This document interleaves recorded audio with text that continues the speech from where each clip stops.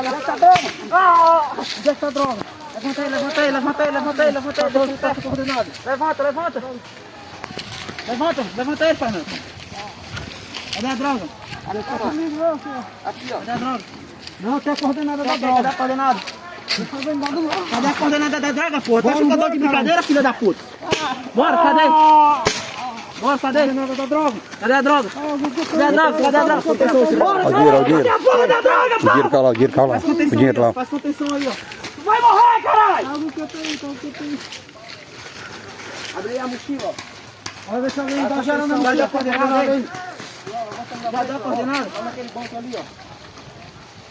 Tem duas escolhas. Vamos lá, vai lá.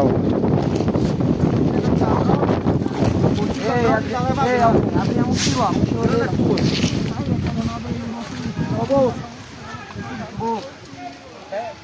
Vai pro banco. Tá aqui, ó. Dá a mochila aí, coordenada, pra onde é que tá coordenada, cara? A mochila não tem a coordenada, não. Tá aqui, pô, tá dentro daqui, cara. Aqui, ó.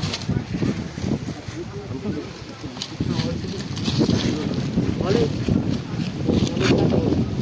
Pega aqui, só pegar isso aqui. Vai.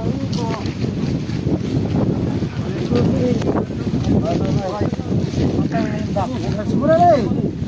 F9. Botou aí. Deu mapa. Aqui apoio direto ou não? Comando aqui, apoio direto. Tem que agrupar, como é que é? Não, reagrupar. Reagrupar. Vai, levanta. Tá o tiro no pé, Marcos? Tá mais um tiro no pé ou na mão? Tem mais informação pra pegar dele, Fernando? Vocês estão onde, Kevin?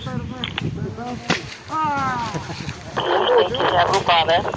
Ou já vão direto pra favela? Com o mapa aí. Tô aqui, vamos reagrupar. Vocês têm que pegar a informação, passar pra equipe deles e... Joga o dinheiro nele, joga o dinheiro nele.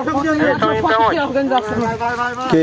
Ah, eu mandei eles já pegaram a informação. Agora eu mandei Você tem contato com traidor. Bota a foto. Vou jogar a bolinha, mas não vou bolinha pra casa. Manda. Pronto, vocês têm que Cuida. passar a informação pra mim aqui.